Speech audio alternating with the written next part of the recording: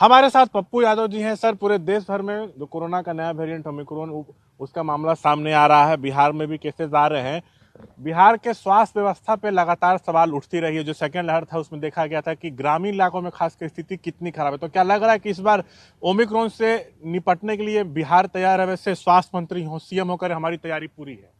सारी कमजोरियां, सारी मजबूरियां सरकार की होती है, व्यवस्था सरकार की होती है।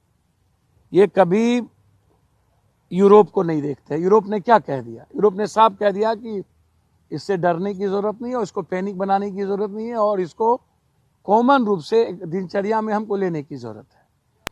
सिस्टम कंप्लीट रूप से अपनी गलतियों को, अपनी मजबूरियों को छुपाने के लिए सारी चीजें, सारी पैनिक और डर ऐसा पैदा करती है कि नेता की भी छुट्टी हो जाए, पैसे का डाइवर्सन का हम लूटे भी मजबूत होकर के, और उसके बाद जनता को इतना डरा दो कि हमें कोई काम करने की जरूरत नहीं रह जाए। पप्पू जी, उधर देखा थोड़ा सा राहत की बात ये दिख रही है कि जीनोम सीक्वेंसिंग टेस्ट की शुरुआत बिहार में पटना में हुई है। तो ये क्या कुछ भैया मुझको तो आप तो 15 से 18 साल को पहले उसको सुइया ठेलो, फिर उसको ठेलो, अब आप 15 से 18 साल के बच्चों को कह रहे हो।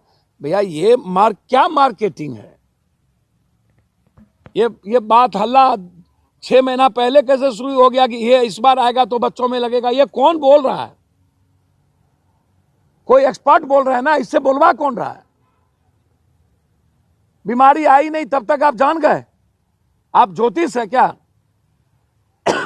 या आप भगवान हैं? आप टेस्ट कीजिएगा तभी ना कुछ पता चलेगा। पहले ही आप कह दिए, WHO पहले कह दिया। ये WHO गाइड कहां से हो रहा है? वर्ल्ड हेल्थ सेंटर किससे गाइड होता है? पहले आप इसको समझिए। ये जो ड्रग्स माफिया है, ये जो बड़ा से बड़ा वर्ल्ड का माफिया है, ये सब कुछ को जनरलाइज और तय करता है। उसमें हमें पैनिक होने की जरूरत नहीं, हमें परहेज करने की जरूरत है। हम पहले चीजों को थोड़ा समझिए। अब इतनी बड़ी बड़ी रैलियां ये बंद क्यों नहीं होती? इतना बड़ा बड़ा त्योहार बंद क्यों नहीं होता है? हम डेली यात्रा पर यात्रा कर रहे हैं, हम डेली उद्घाटन कर रहे हैं। आप इंटरनेशनल और नेशनल फ्लाइट बंद क्यों नहीं किए? आप बाहर के लोगों को इस बार बंद क्यों नहीं किए? अब तो सब कुछ चल रहा है, तो मॉल, स्कूल और अमुक चीजों के ही डरावना क्यों?